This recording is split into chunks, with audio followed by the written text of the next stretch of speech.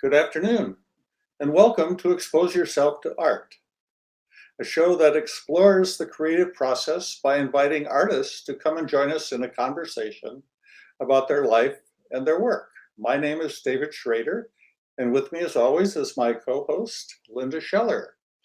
Good afternoon, Linda. Good to Good see you afternoon. again. Good to see you, David. Spending a lot of Sundays together. Mm-hmm. Are you enjoying the hot weather? No, No. no, but do I have a choice? I mean, I'm glad to have air conditioning. Yeah. And as a writer, I spend most of my time indoors anyway, so it's fine. Oh, there you go. Yeah. Spend a little hot playing tennis later. But anyway, on with the show. We have a great guest today. You probably know a lot about him, being a poet yourself, Salvatore Salerno. I actually worked with him on one of our poetry and photography shows. So we both know him. It should be a good time. But before we get to him, why don't we take a look at what's going on in our community and keep people up to date. Okay. Hey, this is good news. The Gallo Center Repertory Company will soon be back in business of live theater with Guess Who's Coming to Dinner.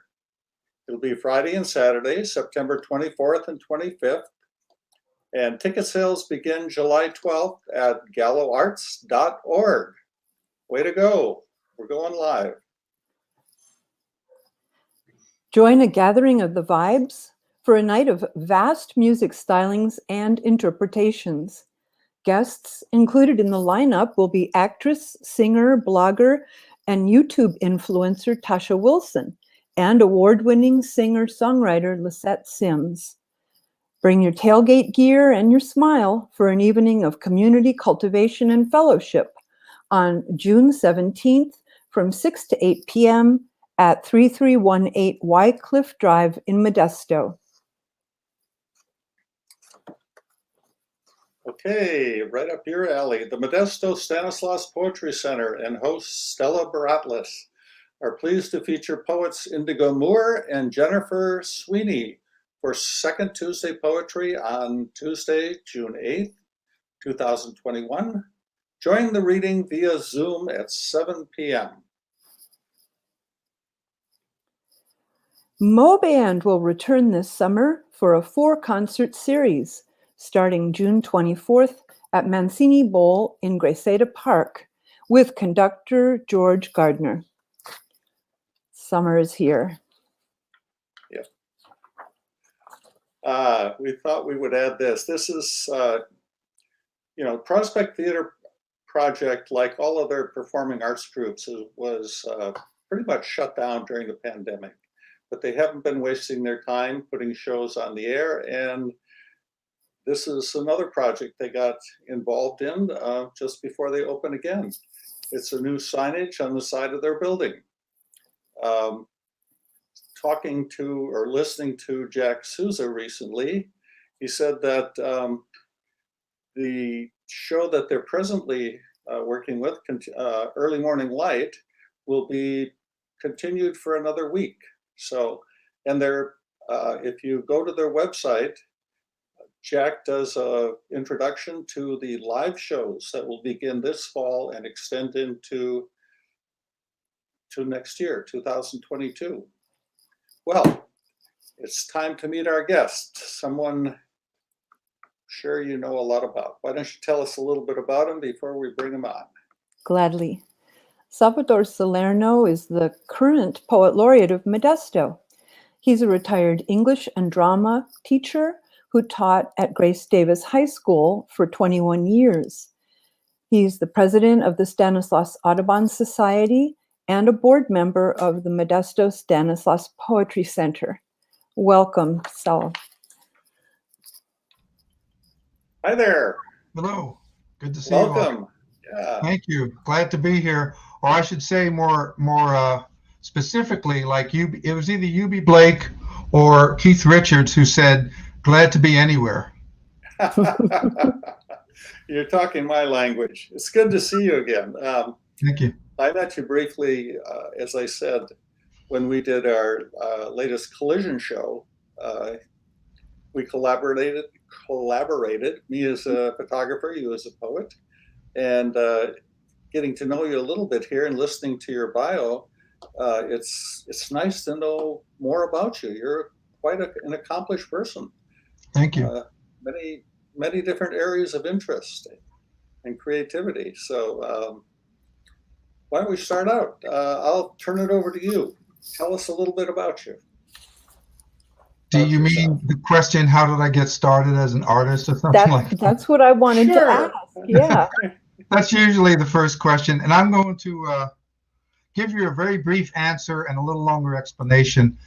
And it's going to sound a little bit like a mix of European fatalism and Eastern mysticism.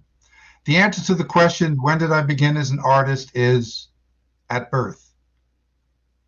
And what I mean by that is that when we are born, obviously, you know, we come from parents that we do not choose, a neighborhood we did not choose, but we come, you know, with genes prepared in us that makes us potential to be a certain kind of person. And I really believe that I can't speak for people who aren't artists that way, but for artists, I think at birth, they're potentially who they're going to be. And it's just a question of time and temperament and being in and meeting the right people and getting involved in the right situation. But I do happen to believe not that much in free will, but a lot in predetermination and sort of 20% free will, but operating in a vast field of other things happening to us. So that's kind of maybe an odd way to start there at birth. But I was born as a very poor boy in the South Bronx of two very poor parents. And what I want to express about my education is I applied for City University of New York, which at that time had a merit admission, whereby if you took a test and you were poor and you passed the test, you could get 4 years college tuition free. So I qualified. I was poor and I hungered for an education. So I passed the test and I got a wonderful education at CUNY for 4 years tuition free. They no longer do that anymore. But that kind of saved my life in a way that education did before I met Barbara, but that's another story. But that was the first salvation of my life. I love education. And when I went in there, I studied Latin for 2 years. And as a 16-year-old freshman, I was introduced to the glory that was Greece and the grandeur that was Rome. And I just fell in love with the classics. That's just who I feel I am, and my writing goes towards that. They're the foundation upon which I hope to build on. And that's why my poetry kind of looks a little older or more formal or more antique, is because I believe in what they were about. So I feel I'm a kind of a classicist in another age, you know. And that might explain a little bit. So just very briefly again, in high school, I had one teacher who supported me in my writing. And I was the editor of my high school newspaper, which I still fondly remember. In college, I studied playwriting under James Leo Herlihy, who some of you may know as the author of Midnight Cowboy. And he was a wonderful inspiration to me for writing plays. In college, I studied at Fresno State. I studied under M.F. Beale, Mary Beale, who was a novelist, and I tried out for fiction there. And then, as sometimes happens, you study under people who you don't click with. In my case, and if it offends anybody who loves Philip Levine, I'm sorry. It's just my own experience. And so we didn't get along, and so I just looked for another venue to study my poetry. So my wife and I got married in 1979. I practiced poetry in Fresno in the 70s, and then we took off for North Carolina for me to study my MFA program. And that was kind of like a big gamble for us. We packed everything in the car, drove east, not west, like Horace Greeley intended for young men to do. And we went back east, and I got a teaching assistantship there, and fortunately landed on our feet because I was able to get in the visiting artist program. So with that as background, I hope to be able to share with you some a little glimpse into the past. which is not all about poetry. So I hope that wasn't too long a prelude. Oh no, that's a perfect prelude. I think we should just go to the images and let you talk about it. Okay, all right. And the first one, so I started writing again poetry in 1975, and I meant to say about starting out as a poet at birth is that I believe that my capacity for language was always with me, and I just developed it as I got older. I started in 75. So here's a handwritten, I believe Barbara did this actually, one of my first poetry readings at the Upstart Crow, which no longer exists in Fresno. And I did meet Barbara in graduate school, and that's a whole other story there. But let's go to the next one. You'll see some pictures of her too. And that's me in 1978, the Upstart Crow, giving one of my first readings. Wow. Yeah, very different. Very different. And then we moved to, as I say, we took the big gamble, the long hazard, and we went to North Carolina, hoping that I could create a career in, I mean, I was going for my MFA in creative writing, but in poetry in particular. And we ended up in a newspaper in Reidsville, North Carolina in 1980. And this is only part of the article, but this is one of my favorite photographs. And a little poem on the right, which I think still holds pretty well. The line breakage is not what I'd like, but it's in my book. Next is probably the Visiting Artist program itself. On the next slide.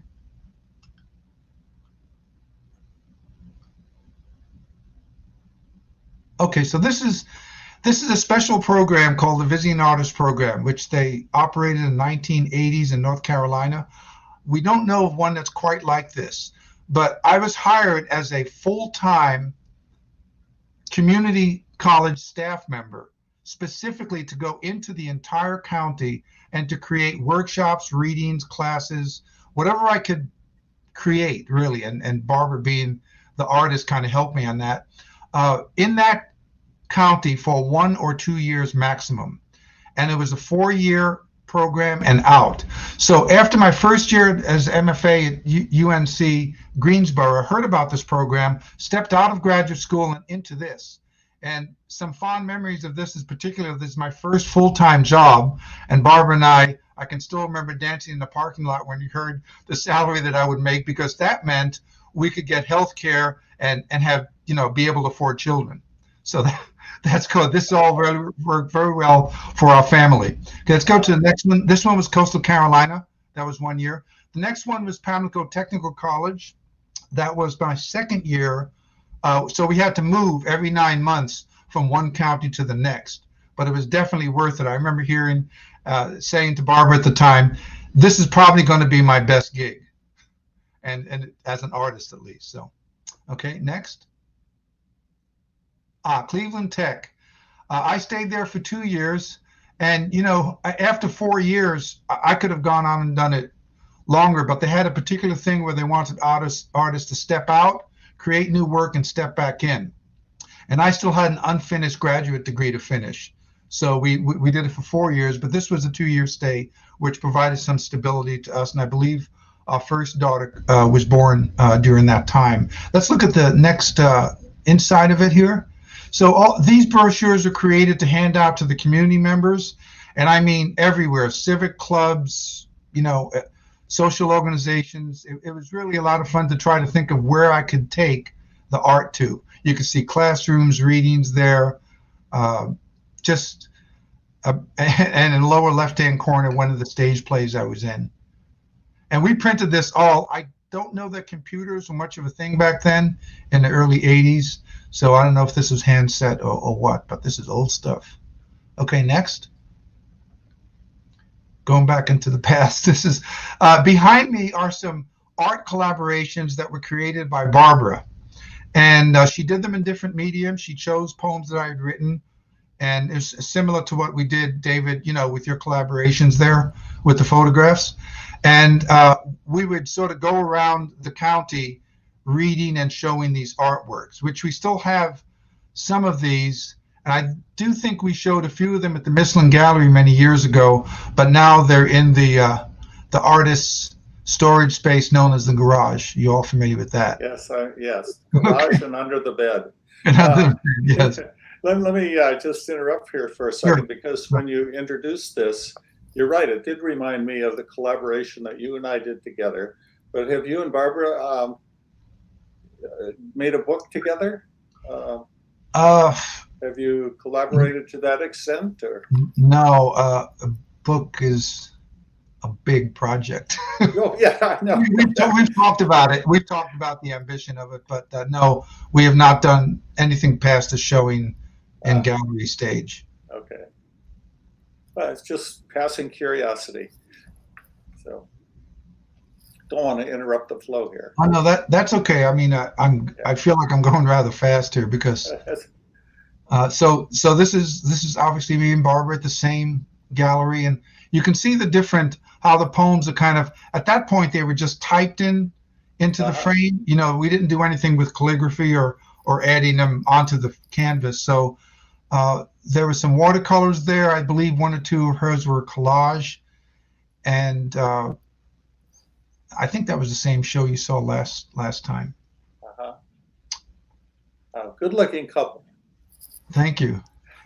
It's very strange to look back at the times when you were photogenic and young. And, right. But that's, I will say about time, which is one of my favorite themes. I don't know if you can see the hourglass behind me here. It's a favorite theme in my poetry. But I will say that it not only is the old saw the thing about youth. It's a shame that youth is wasted on the young. But also, we did seize the day when we were younger.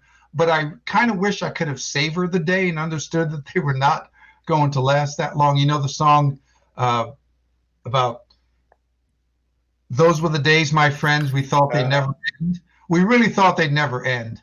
We thought it'd be a long ride of youth and creativity and all of that. And but it's it was very enjoyable to think of all that. This is a haiku that I wrote recently, and Barbara got this for me because to show a recent one that we did. This might have ended up in the Michelin Gallery, if I'm not mistaken. Okay. With her beautiful watercolors. Beautiful. Beautiful. Okay. Well, here's the inside page to a one-act play that I wrote. One of the things I did when I was living in Fresno is so I had a sign on my door that said support your local poet. And I really believed, I burned with a pretty warm flame there for poetry and for art. And I wanted to try everything at least once in terms of my writing. So this was an attempt to write a complete one-act play with two characters in it based on a true story in blank verse. The mighty line of Marlowe and Shakespeare. And you can even see in the second page of that, I actually broke down the scansion to iambic and pentameter. And I did study all of that. Like I say, I studied the Greeks. I learned all the scansions and many of my lines, I hope, show the rhythm and rhyme of many kinds of tools that the poet has at his or her disposal. This play is called Hermann of Black Rock Island. It's based on a true story that I got from the New Yorker, back in the 70s, about a hermit who was wrongfully accused of having molested children, but he was living on an island at the time. He couldn't have done that.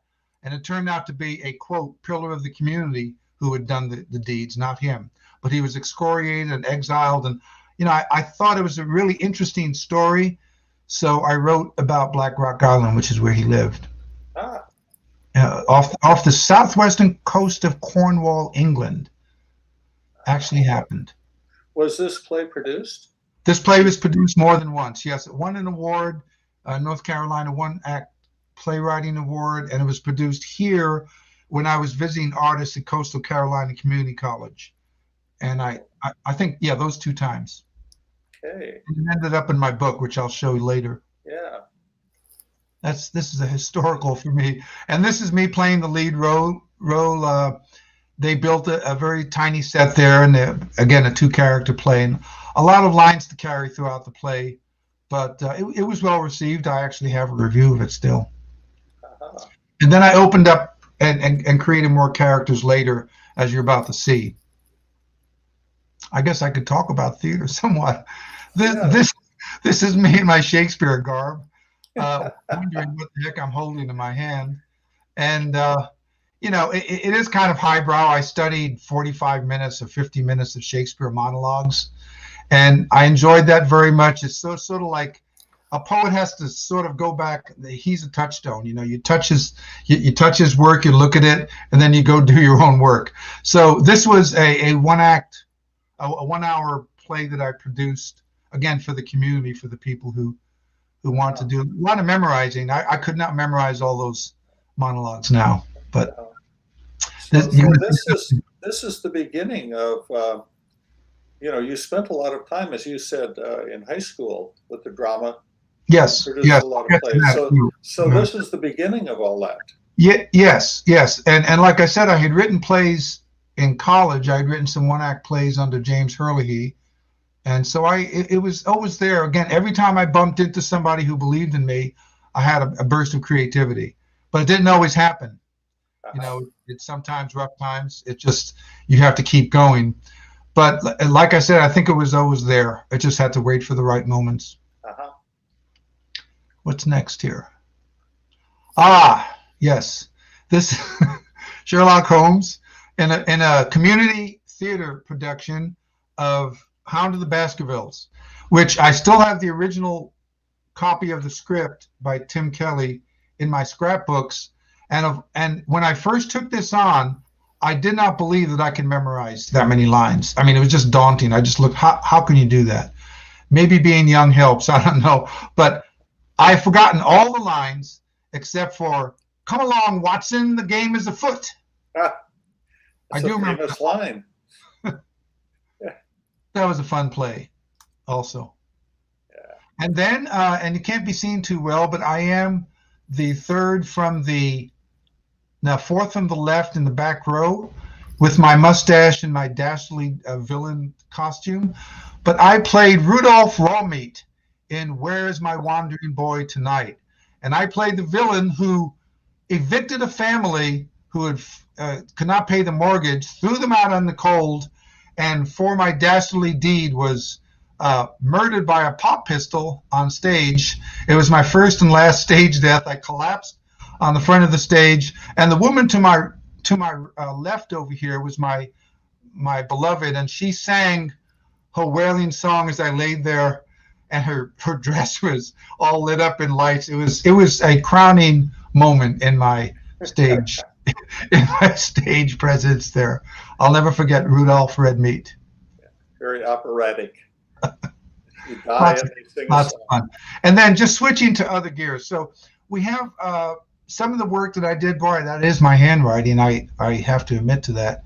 That I did in class. I worked with elementary school and maybe middle school. It could have even been high school. Just different levels of the classrooms. Go in and talk about. I think I was doing something on similes here. My blank is like a blank. This is like a blank. So forth. Yeah. So that's me trying to teach it. Mm-hmm. Next. It's another shot of me looking at a line of poetry that she's writing. And I still do not know to this day why I had to bring this umbrella. I am sure there is a reason for it in the deep, dim recesses of the past. Can't believe we even have these photographs still. Maybe the... Okay, and then occasionally I would work on plays, although those are harder, but we created a plot. This is Who Shot Old Joe's Foot, of which I have no memory. Old Joe goes to the hospital. There are cast members, and I guess Old Joe's foot is bandaged.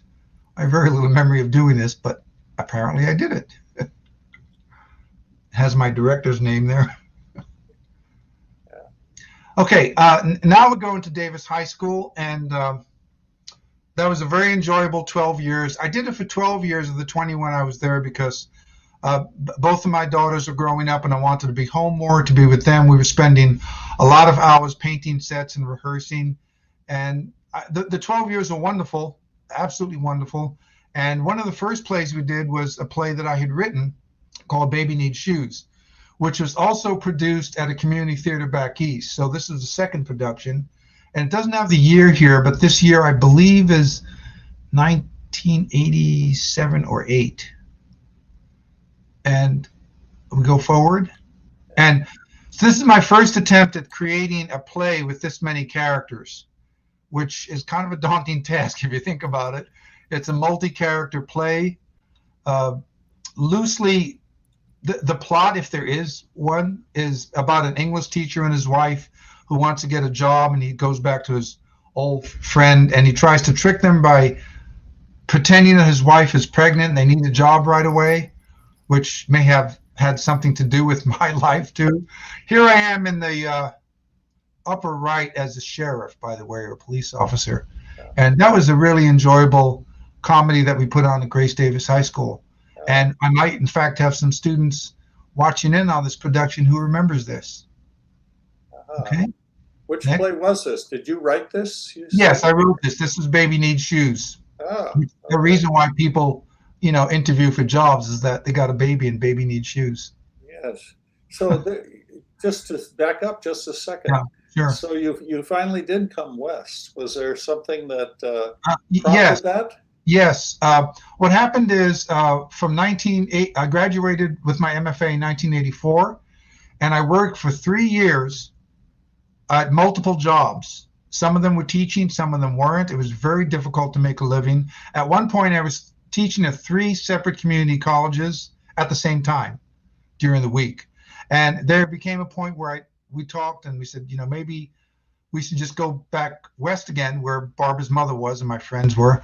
So she flew with the 2 kids back, and I drove a van back across the country by myself, and we did the reverse trip. And I got an interview with Delta Community College. I can remember everything very vividly there. It was a Friday afternoon at 4 p.m., which is a wonderful slot for an interview, right? In the summer. And after a couple of questions, I looked at them and how tired they were, and I thought, I'm not getting this job. And I didn't. But my backup, it seems to be a lot of things in my life are plan B. My backup was Grace Davis High School, where there was a position open there for a speech teacher, a theater teacher, and an English teacher all in one. And I thought at the time I could do all 3, but after a year I asked to have the speech given to somebody else, because speech, team, drama, and English were a lot. They were a lot. But that's why I got back here. A failed interview and a successful interview. So this play that you wrote, The Baby Needs Shoes, was that just at high school? At Davis High. In fact, I used a VHS camera and have not reel-to-reel, but VHS tapes of all of the dress rehearsals. And someday, hopefully, I've talked to Lindsey Bryan about this, with me putting them digital, and they're actually in pretty good condition. They're a complete run-through from beginning to end, dress rehearsal. This is another that says world premiere. It's kind of funny. This is another play in 1989 that I wrote called The Sicilian Gambit, again based on a little bit of deception. This guy is invited to go back and see his Sicilian forebears, and they want him to marry one of the local girls, and they set him up in doing a pretend wedding, and then it turns out it's a real wedding. He has to take her back to America. So it's kind of one of these comedies. Barbara, I believe, did all the art for that, if I'm not mistaken. And where's my cast? I think the next one's the cast. There's the cast. Yes, brings back some good memories. Nicely mixed. I think it's about half boys, half girls there. They're putting on their Italian gestures and expressions and all that. That was a fun play also. You identified it as a comedy. It sounds more like a tragedy. You'd have to see it. Okay. It's one of those things that you'd have to judge for yourself. Yeah. Okay. It's a 3-act play, I believe. That was a bigger play. The other thing I'm quite fond of remembering about is the musicals we did. This is Nonsense. I hope we haven't skipped it. No, this one came first. What I can say about Nonsense is it's the only play I directed that had all-female cast, and the only play I directed where at least one cast member did not drop out between first night and I didn't have to replace anybody in this cast. And all the other plays I directed, somebody stepped out, and it's high school, it gets dynamic, and I had to recast somebody. And I think Paul Tischer and other theater people will certainly understand that. Yeah. This is a lot of fun. I did this with Mr. Chuck Schaefer, I think is in the next photo. Ah, Is that, yeah, there's Mr. Schaefer to my left, to right, how it looks here. And I understand that you did an interview with him not long ago. yes. Which people should see. He's a wonderful musician. And he helped me greatly on this nonsense. And there's my cast.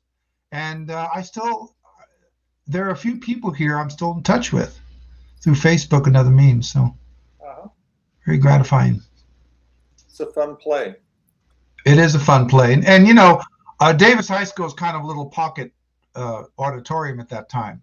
So I think it was challenging to put on such plays. And I'm proud of the ones I chose for it being such a small theater. It was not a big, it's not Modesto High. Right. So I did the best of what we had, I thought. What's next here? This is, I unfortunately couldn't find the play program for this, but this is especially dear to me because Kurt Vonnegut is one of my favorite fiction writers, and God Bless You, Mr. Rosewater is one of my favorite novels. It was turned into a musical by Ashman and Menken, who you may know went on to Broadway and did other plays, but and they did a Little Shop of Horrors also before they went on to Disney. And it's a wonderful score. I've got the music still in tape. If anybody wants to archive that, I've got that. And these kids sang wonderfully. It really one of the high points in my Davis drama career. Very talented people. They could sing and act, and weren't required to dance, fortunately, but nonsense they were. Okay? Next. Yeah. And that's me as another one of my enjoyable plays that we put on is The Twilight Zone, which I've always enjoyed. And the entire set was painted, again, by Barbara and the crew, and white, black, and shades of gray. And I had to get the black suit. I had to have my hair dyed black. Everything was white and black because, as you know, Twilight Zone was shot in black and seen on black and white TV. Right. And we put together 3 short stories, got the permission to do that, 3 short stories by Twilight Zone, and it formed sort of a miscellaneous evening. And I gave the introduction. And so this is you as Rod Serling? That's Rod Serling, yes, Yeah. yes. Okay. I tried to do his voice and say it's a very unique voice and gestures. Yeah. I don't think I could do it now without. Okay. But All right. where we're Look going the there. part. Oh, This is a relaxing moment on the set of Harvey with my invisible friend here, Harvey. If you remember the play, it's also a lot of fun. A lot of fun. so you're with Harvey. Were you the actor in it or the director? No, the actor. It's funny you mentioned that. I believe it's Greg Metcalf. I saw him on Facebook the other day, so I'm still in touch with some people, and I'm sure he remembers his days of putting on that costume. I know I would. Okay, here. If we just have a minute, I'd like to go through some of the plays that I did. Starting upper left is The Good Doctor. Bob Reingruber's son played an excellent job as Anton Chekhov in 1987, and this is a play of Chekhov's short stories. You've seen Baby Needs Shoes. The Night Thoreau Spent in Jail. It's a wonderful play about what actually happened. Thoreau spent a night in jail to protest the war, and he got sprung, so to speak, by Ralph Waldo Emerson. Late Christopher Bean's interesting play about painters and artists, Sicilian Gambit. The Ball Sopranos by Eugene Ionesco, and that's absurdist theater, and I thought that was quite a reach for little Grace Davis High School, so we put that on. Steel Magnolias, many people are very familiar with the movie. Ugly Duckling and Louder I Can't Hear You, a couple of one-act comedies. The Old Chestnut, To Kill a Mockingbird, and The Miracle Worker, wanting particularly to give strong leads to female actresses there, because we had more females than males show up. And The Children's Hour, the same thing, a kind of a dark play, but a good one for female actresses. God Bless You, Mr. Rosewater, The Praying to the Dollar Bill. Scapino is a wonderful sort of a French farce that had a lot of physical comedy in it, nonsense. The Skin of Our Teeth is Thornton Wilder, one of my favorite playwrights back then. Look Homeward Angel, for those of you who are fans of the novelist, they put on his play here. The name is slipping here on me. Look Homeward Angel. The Imaginary Invalid, a Moliere play, and two one-act comedies that were Western. We've got all in Western garb. The Twilight Zone, Blithe Spirit, Harvey, and then An Enemy of the People, which I really rather proud of. That's by Henry Ibsen, and people should look that up. That's really a very strong play and very timely. George Orwell's 1984, and the last play I did was Agatha Christie's 10 Little Indians. So repertoire. Classics, and this was put together on a single poster when I left. So I have a question for you that kind of takes a little side street here. Okay. You mentioned at the beginning when you started writing these plays that you followed a format where you actually wrote them in verse form. The first one only. Oh, only. Okay, that's what I was going to ask, whether your other plays also followed that formula. No. And then there's a play you haven't seen called The Guest, which is in my book. And it was a one-act play. It did win first place in an award in North Carolina. And it was produced not only back there, but also in Modesto. During there was a theater group that opened up, and we played it on 9th Street. Uh-huh. But it's all natural dialogue. I just love writing dialogue. That's one of my favorite things besides poetry, which I guess we'll get to. This is about poetry, right? Oh yeah, we'll get there. Yeah, I was just curious because there are playwrights who have written Yes. in verse. Yes. And so, but you do the dialogue, straight dialogue. Yeah. Yes. For all the others. Yeah. Okay, that's fine. So where are we going from here? You brought a wealth of information. I think we're doing a few poems next, and I think that Linda Knoll is going to present those to us. So I'll start with an appetizer. I got some short ones here. Sure. I think I know the sequence. Zen Limerick. A monk out a walking got frightened on a night full of thunder and lightning.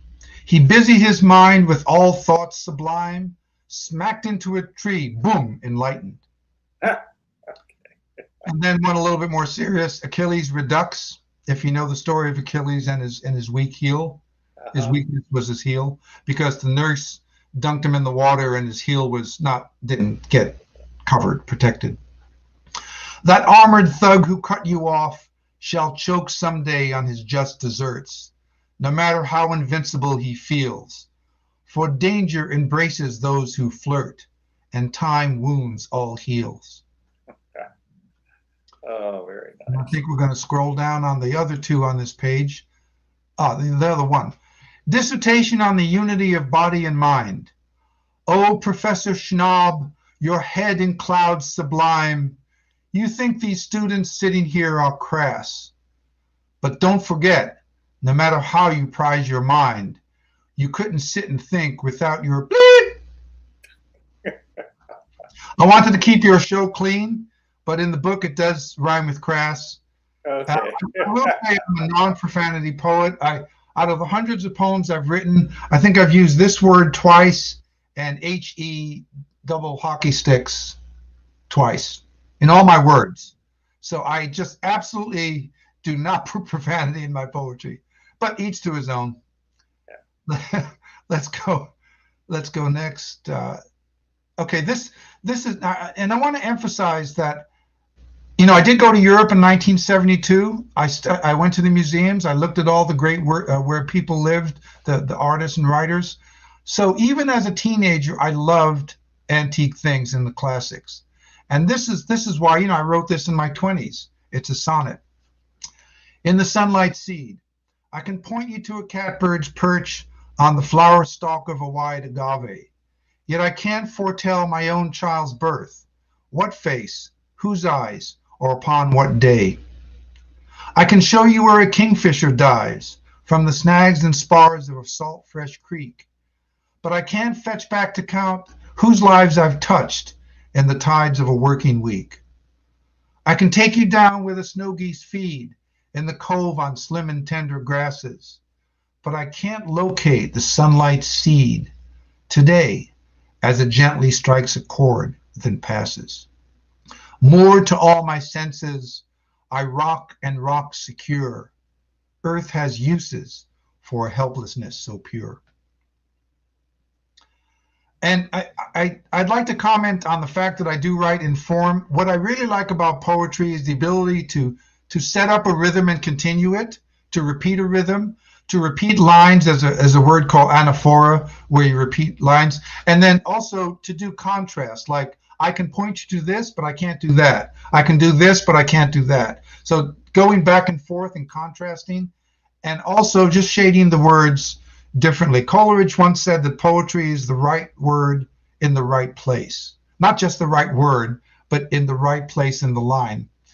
And the other thing I would say is that this was written either on a cafe napkin or with a portable typewriter 46 years ago. And to me, you know, it's as old as the hills, but as fresh as the grass that grows on it. To me. Mm-hmm.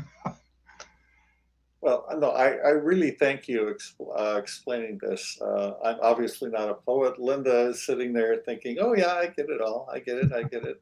So I really appreciate your explanations for a non-literal person here. Literary person. I don't know what's coming up next, but now we're going to be looking at our friend and enemy time here. This is a more free verse thing, the Diogenes app for Ed Arnold. And I know Linda has seen this before, so I'll have to, this is just, I sometimes think of my at-bats. Each poem to me is an at-bat, I think in baseball terms. So sometimes I hit singles, doubles, triples. Sometimes I strike out, of course. And then home runs, and then one's out of the park. So David, if you're a baseball fan, maybe you'll, I don't know. I'll follow it. But I do publish my singles and doubles because sometimes I'll print a single. I had this happen, and I didn't think very much of it, so I'll put it on paper. And a guy came up and said, "I love this poem." To him, it was a triple. Right. So you never know. I think that's characteristic of a lot of artists. A lot of my photography, we all do the same thing. I have ones that I think are wonderful, and I put in shows, and I have ones that are just there. And then years later, I'll look at them and say, oh, that was really pretty good. Or someone will come along and say, as you did, you know, about yours. It's like, wow, that's a great one. Then I go, oops, I guess I missed it. To get to the home plate and swing. Yeah. Okay, this is the Diogenes app. Want to further outsource your life? Someone has made an app for that. Heard the one about the one that when placed next to the labels of packaged foods, enables its user to know if their makers are or aren't liberal green? I stand unimpressed, but here's the thing with a thing to suggest. Diogenes, old Greek truth lover who lived in a tub and ate what he got, roamed around the Athens streets with a lit lantern and daylight's business in search of one man honest and true. Any of you clever youth in this brazen new world that has such programs in it, light that lantern. Make an app I can lift in sunlight and place near the hearts of people for a show and tell, if they are pure as givers or only takers, destroyers or makers of the good, solid promisers or just sly fakers. Let me stand with the easily broken. Let me speak for the often betrayed. I give much of the fortune I have. You'd have all of the fame you crave if you'd mend this heart-rending matter, if to all that is hidden you delve and invent that lucent Diogenes app. Thank you. And let me just say something about my use of, I studied iambic lines and trochee and docta, all that stuff that's back in the Greeks. Let me stand with the easily broken. Let me speak for the often betrayed. That's an anapest line. It's two unstressed and then the stress syllable. And I do that 2 lines, but I also look at my other lines and see if the rhythms are similar to it. So, and I also count the beat. So a lot of my poems have 3 or 4 beats to the measure. This one has 3 or sometimes 4, but never beyond 5. So I try to count my measures. I have one poem that's only 2 measures per line, but I spend a lot of time on the technique of it. And I will say about 60% to me of a poem, if it's strong, is how it's said. And maybe the other 40% is what I'm saying. I believe in content, but I also believe in the use of language. So that's just my own thing. No, I fully agree with you. When we do our collision shows, there's such a difference between reading the poems that the poets have written next to the pictures and then hearing them actually read them out loud, perform them. Changes everything, gives a depth to it. And so I appreciate what you said. Thank you. This next one, not only from my fiction background, am I interested in creating characters in poetry, but also dialogue or even inner monologue, inner thoughts, which is kind of like a dialogue to ourselves. Claiborne's lot. Claiborne didn't seek out friends. He shied when others sought him. They were roiled up in the world, too much alike and for each other, some too vulgar for his sense, others like fool's gold, bright yet phony. Claiborne thought, if only they were more like me, only then how attractive they would be. In following time, lonely were the roads he drove, and lonely were Claiborne's meals. Claiborne didn't seek out love, yet she, despite him, loved him. She would take Claiborne around for company to parties, crowds, but he soon wearied of them. Claiborne thought, if only she would let me be, would not try so much to change me, how lovely she would be. In fair time, lonely were the paths he walked, and lonely was Claiborne's sleep. Oh, don't pitch in with Claiborne's lot. Don't crave that poison perfect, but cleave to the fractured and flawed. Clasp onto the glass seen darkly. No one knows this more than I, who has escaped to tell you, once I was a Claiborne too, before I drowned my mirror deep, before I found that golden key of getting saved by each of you. Some of the rhymes in there are just, not, but I do like, I like to change structure. You can see my stanzas repeat, but they don't repeat. It's just a plain, I love to make patterns, and a lot of my poems, I hope, look tidy on the page, because I kind of like to tidy them up, If they start as 4-line stanzas, I can't do another 6-line unless it makes good sense, I kind of do the numbers and make patterns. And I hope that they're interesting and they say something too. And I think the next one might be Harry D. Yes, it is. So Harry D, I originally wrote my alter ego spelled Harried, which means harried, of course, because I was a harried young man. But then I changed it to Harry with a Y. And I've written about 20 of these. Because the rough world chafes and grates, Harry D resolves to meditate. He sets his jaw to cogitate. I'll struggle for that blissful state. He shuts his eyes to close the gates, but his beehive pate will not abate. Its neurons buzz at a lightning rate. They take up again their fierce debate on choice or luck, on will or fate, which one with the other still berates. Harry's meat server fulminates. He ponders where he's been, what he ate, whom he has offended as of late, friends or foes, or once again his mate. He thickly tries to concentrate on that single syllable opiate. An inward seed then germinates to grow the truth that blossoms great. Harry D was born with an unclean slate. He never, cannot ever meditate. A lot of rhymes in there, obviously just having fun. Rhymes, yeah. Just having fun with the rhymes there. Kids, don't try this at home. No, only kids. Absolutely try it. But, it looks easy. It's not quite that easy. No, it does not look easy. It's just a lot of fun. Linda knows about creating poetry. Yeah. We You are set yourself a challenge. That's great. Oh, thank you. Thank you. So Linda, you're following this. Oh, yes, absolutely. She's Uh-huh. seen this before too. Let's see what, I think we have time only for one or two more before we go to the books. Yeah, This Horse That I Am Saddled With is one of my favorite poems. And it not only is it just kind of neat the way I like them, but also the way I take one word out and I put it here and I change it a little bit. To me, words are like stones or blocks. You kind of play with them like Play-Doh or, Legos or something. You snap them in place. They're like three-dimensional to me, in a way. This horse that I am saddled with, a gift from my great-grandparents' stock. This blessed beast was shipped to me from distant shores by foreign hands. It would climb the heady mountains. It would thread the tricky plains with such speed, such stylish youth. But time is the halter on its face. And furthermore, there was my abuse. I was careless of where it roamed. I was heedless of what it ate. So often now it stops and ruminates and stands in place. So often now it falters in its human's race.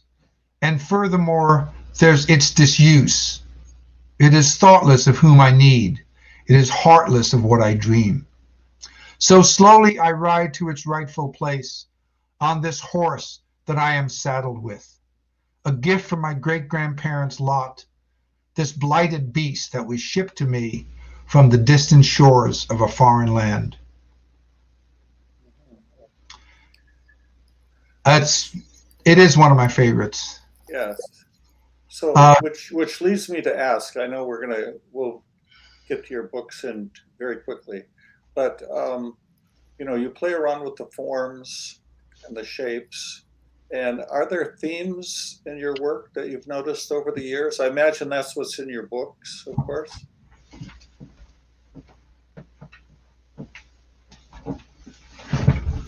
There we go. How is that for a theme?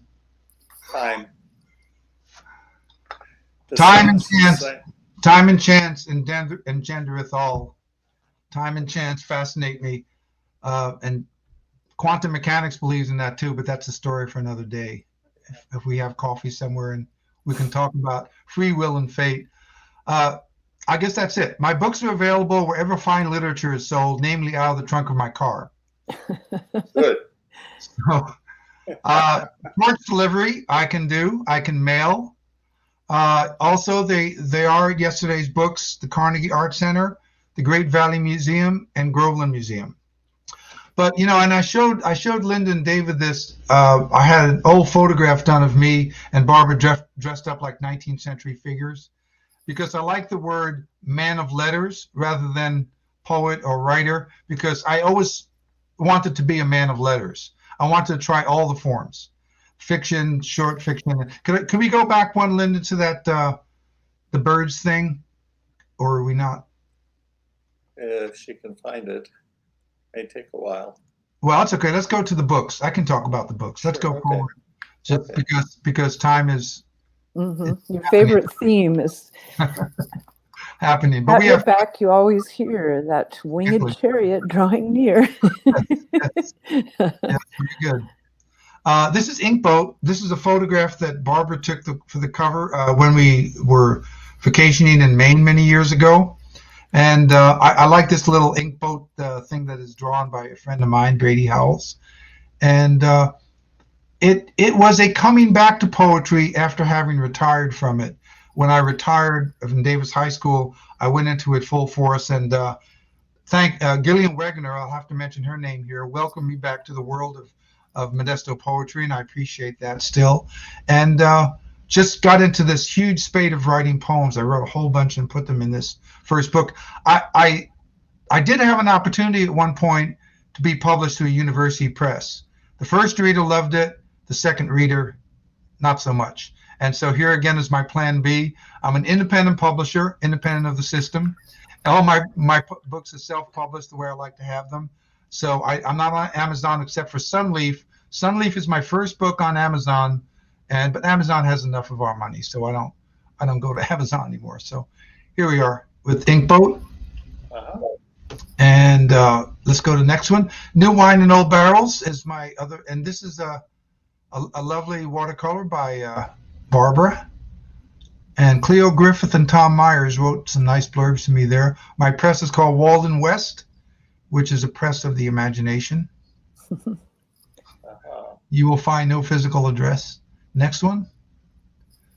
Hello, Posterity. And it does say the complete poetry. It sounds sort of, the title is a little lugubrious, but I really wanted to put these three books together because I didn't want to bother other people with having to do it for me. So it's not really complete poetry. It's the almost complete poetry because I'm still writing new work. But so there's a little misnomer. I'm surprised you didn't subtitle it that way. The almost complete poetry. I do on this title page. I had to write the word almost in there. Yeah, just to let people know I'm still writing. Yeah. And this is, but it's 3 books. And then I've got my articles and essays from Valley Habitat. I collected them all together over several years. And this is the first volume about birds, birders, and the birder culture, and birding itself. They're part biography, part essay, part articles. Some of them are research, some of them are just personal essays. And I collected those in one volume here.